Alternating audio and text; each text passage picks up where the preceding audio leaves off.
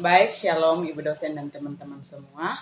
Kami dari kelompok 3 akan mempresentasikan hasil kerja kami. Untuk itu perkenalkan, nama saya Elsa Neno, saya sebagai moderator. Dan saya Dina Tanium. Dan saya Deni Jusmaetaek. Saya Emandris Babis. Dan saya Lasikulina Mau. Baik, di sini kami akan mempresentasikan hasil kerja kami. Dan di sini judul yang kami bawa tentang doktrin Yesus Kristus. Baik, yang pertama latar belakang. Doktrin tentang Yesus Kristus merupakan salah satu keyakinan fundamental dalam agama Kristen. Doktrin ini berfokus pada kisah, ajaran, dan sifat Yesus Kristus sebagai Mesias atau Juru Selamat umat manusia. Yesus Kristus dipercayai sebagai anak tunggal Allah yang datang ke dunia untuk menebus dosa-dosa manusia melalui kematian dan kebangkitannya. Doktrin tentang Yesus Kristus juga mengajarkan bahwa Dia adalah Tuhan yang menyelamatkan dan mengasihi umat manusia tanpa memandang status sosial, ras, atau latar belakang.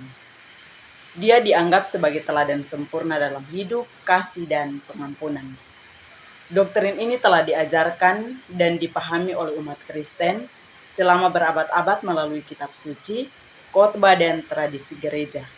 Pengajaran tentang Yesus Kristus juga menjadi dasar bagi banyak praktek keagamaan, seperti doa, ibadah, dan pelayanan sosial. Seiring perkembangan zaman, doktrin tentang Yesus Kristus terus diperdebatkan dan diperdalam oleh para teolog, cendekiawan, dan pemimpin gereja. Namun keyakinan akan keesaan Yesus Kristus sebagai anak Allah dan Juru Selamat umat manusia tetap menjadi inti iman umat Kristen.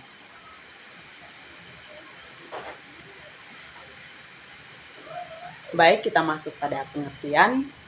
Kesimpulan Rudolf Bultmann adalah salah satu tokoh yang mencetuskan pemikiran demitologi. Sejak berakhirnya Perang Dunia II, Rudolf Bultmann mulai aktif menulis karya-karyanya. Tulisan yang ditulisnya diantaranya adalah The Histories of Synoptic Traditional pada tahun 1968. Tulisan ini berisi tentang krisis analisa tentang sejarah Perjanjian Baru. Pemikiran Bultmann didasarkan kepada perkembangan kisah-kisah Injil dalam gereja purba, serta berusaha menentukan hal-hal sejarah dan kisah-kisah tersebut. Kesimpulan yang diperoleh Bultmann adalah perkataan-perkataan yang diucapkan Yesus bukan berasal dari apa yang dikatakan Yesus sendiri, tetapi hasil dari ucapan tokoh sejarah lain di abad itu. Menurut pendapat Bultmann, meskipun Allah datang secara langsung kepada manusia, seperti yang disebutkan dalam Alkitab, namun menurut Bultmann, Alkitab adalah buah pemikiran agama kuno dan harus diredaksional ulang seperti halnya pada tulisan purba lainnya. Halo, nama saya Dina Tanium. Saya akan melanjutkan materi dari teman saya tentang doktrin Yesus Kristus masa kini. Injil perlu disampaikan dengan cara dan metode yang membuat manusia yang hidup di abad pasca modern menyadari pentingnya Injil dan mengambil keputusan secara pribadi terhadap berita Injil. Mitos-mitos dalam Perjanjian Baru tidak cocok dengan manusia abadi ini yang lebih percaya dengan rumah sakit daripada mujizat. Menurutnya, agar Injil dapat dikomunikasikan secara efektif, maka mitos yang disebutkan dalam Perjanjian Baru harus diceritakan, disingkapkan. Tujuan awal dari adanya mitos tersebut yaitu dengan proses demotologisasi. Yang berikut, pengajaran Yesus Kristus. Sikap Tuhan Yesus terhadap Alkitab sangat menentukan posisi Alkitab itu sendiri dalam iman Kristus. Sikap Tuhan Yesus terhadap hukum Taurat membenarkan ajaran ketaksalahan Alkitab. Pernyataan Tuhan Yesus dalam Matius 5 ayat 17-18 dengan pernyataan "Aku datang" menunjukkan bahwa Tuhan Yesus sudah ada sebelum Ia datang. Ini memberikan keyakinan yang kuat bahwa hidup kekekalannya di masa lampau merupakan suatu kewibawaan yang sangat menentukan kebenaran padanya mengenai Alkitab. Ia pasti mengenal isi Alkitab, tidak mungkin salah. Pernyataan tersebut juga menunjukkan bahwa kedatangannya adalah untuk sesuatu yang pasti yang sudah terukir dalam kerangka rencana Allah. Sebagaimana tertulis dalam kitab para nabi dan hukum Taurat yang harus digenapi. Dalam Lukas pasal 24 ayat 44. Baik, saya Denjus Metaek akan melanjutkan materi tentang Allah serta manusia. Kepercayaan Kristen tidak ditunjukkan kepada tiga Tuhan, tetapi kepada Allah yang Tritunggal. Allah yang Esa menyatakan diri sebagai Allah Bapa, sebagai Yesus Kristus, sebagai Roh Kudus. Tiga cara berbeda itu tidaklah boleh dilepaskan atau dipisah-pisahkan satu dengan yang lain. Keesaan ini tidak dapat dicirikan dengan meningkatkan kepada satu Dewi Tunggal yang terdapat di dunia ini, sebab keesaan Allah yang Tritunggal itu adalah keesaan hakiki. Dalam berdogmatika harus nyata bahwa sekali-kali tidaklah kita mengabdi kepada tiga Tuhan, tetapi percaya kepada Allah yang Tritunggal. Kita tidak mengaku pertama-tama kepada Allah Bapa, lalu di samping itu juga kepada Yesus Kristus. Akan tetapi kita mengaku percaya kepada Allah yang telah mendatangi kita di dalam Yesus Kristus, dan kita mengaku percaya kepada Allah yang telah mendatangi kita dalam Yesus Kristus. Dalam kita mengaku percaya kepada Yesus Kristus, di dalamnya kita berjumpa dengan Allah sendiri. Kata Yesus, "Aku dan Bapa adalah satu," terdapat dalam Yohanes 10 ayat 30.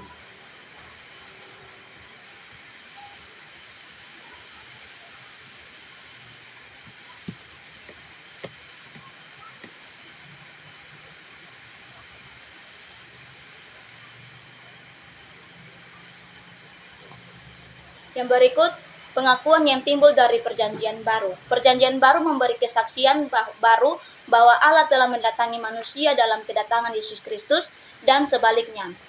Di dalam manusia Yesus orang Nazaret itu kita berjumpa dengan Allah sendiri. Kebenaran itu seakan-akan disampaikan kepada kita melalui satu garis dari bawah ke atas. Melalui satu garis pertama kita dapati terutama dalam Injil-Injil sinoptis yang terdapat dalam Matius, Markus, dan Lukas. Para penulis Injil seolah-olah mulai dengan menceritakan tentang Yesus orang Nazaret itu, tentang perkataan-perkataannya, dan tentang perbuatan-perbuatannya. Dalam menunjukkan kepada manusia Yesus orang Nazaret itu, mereka mengaku dan mengajak anak Yusuf dan Maria itu. Dia adalah Mesias atau Yesus Kristus yang telah dijanjikan oleh Allah dan kini diberikan kepada kita. Bahkan di dalam manusia ini kita berjumpa dengan Allah sendiri. Inilah yang ditemukan oleh Petrus, arti apa yang dinyatakan kepada Allah sendiri.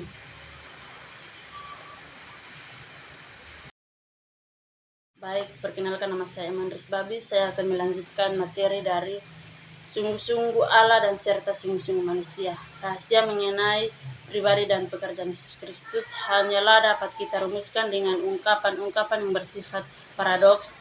Maksudnya selalu ada dua garis, dua segi yang saling bertentangan, dan pertentangan itu tidak dapat dan tidak boleh dikompromikan satu sama lain. Mengenal Yesus Kristus, gereja mengaku bahwa ia sungguh-sungguh Allah dan serentak sungguh-sungguh manusia.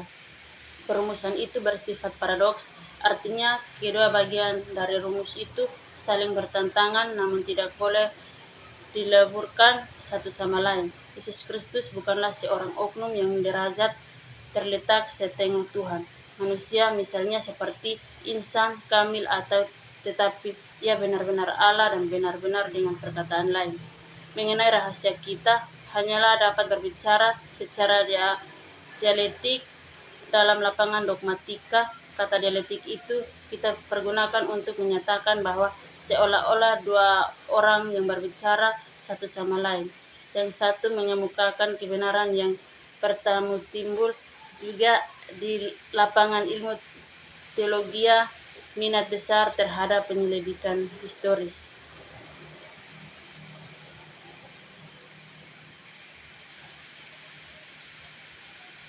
Yang berikut kehidupan Yesus dan penderitaannya.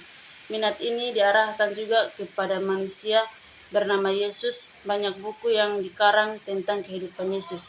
Keinginan untuk mengetahui sebaik-baiknya tentang kehidupan itu ada sangkut pautnya dengan pandangan teologis yang berasal dari masa pencerahan.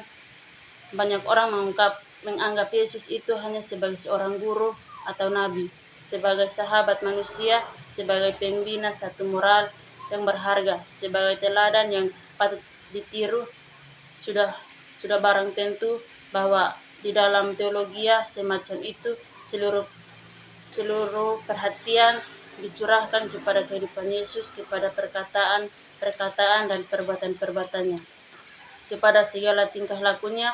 Dengan demikian mereka mencoba penuh suatu gambar yang murni tentang manusia orang Nazaret. Di pihak lain ada yang bertolak dari penda memperoleh bahwa tentu saja kitab-kitab Injil ini harus mempercayai sebagai sumber-sumber historis tentang Yesus Kristus. Mereka mau segala cerita dan perkataan keempat kitab Injil itu satu sama lain agar supaya tentang riwayat hidup Yesus dimencocokkan memperoleh suatu ikhtisar yang teratur dan lengkap berdasarkan isi kitab. Baik, saya Lasi Prino Mau akan melanjutkan materi tentang kesaksian kitab-kitab Injil. Terhadap kedua-duanya, kami ulangi kitab-kitab Injil, tulis-tulisan histori, arti ilmu sejarah, akan tetapi adalah pemberian yang disampaikan oleh kenalan orang-orang percaya kepada Yesus Kristus dari Allah yang terdapat dalam Yohanes 20 ayat 30 sampai dengan 31.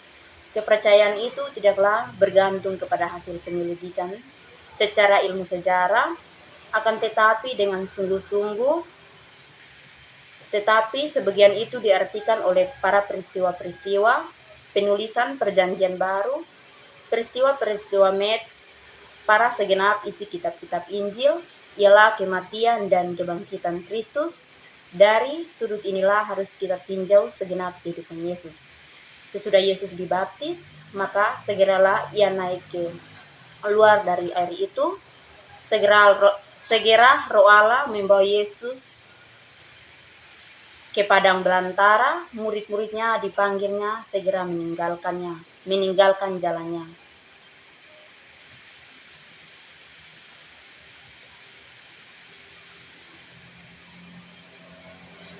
Yang berikut ilmu teologi dan ilmu sejarah. Menganggap bahwa tidak perlu mempertahankan atau membela segala apa yang tertulis di dalam Alkitab.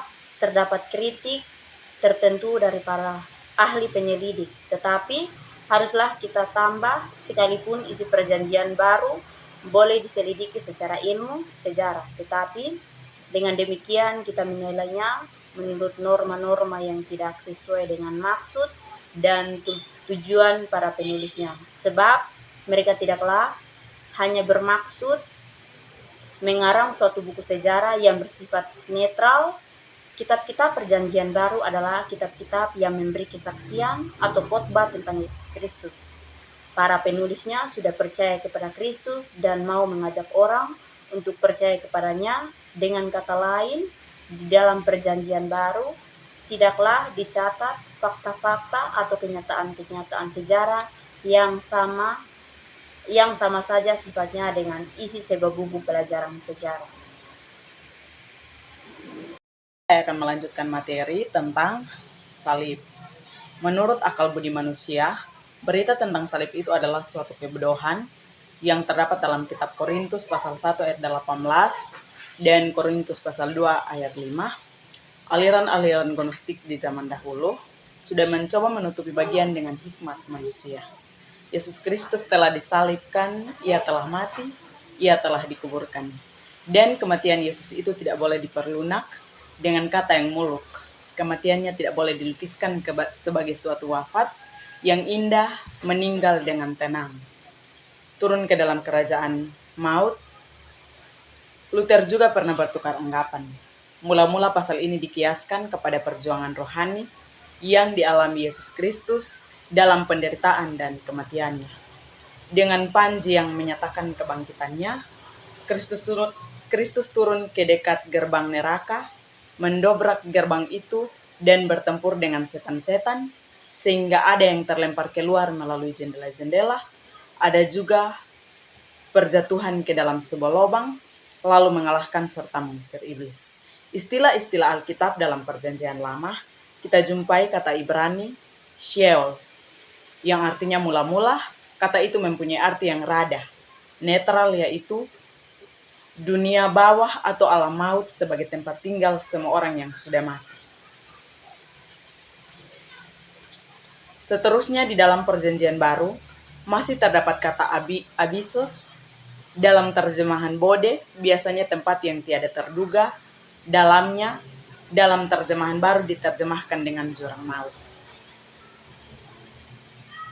Baik, sekian dari hasil presentasi kami. Kami dari kelompok mengucapkan terima kasih kepada teman-teman serta ibu dosen yang telah mendengarkan akan hasil presentasi kami. Shalom.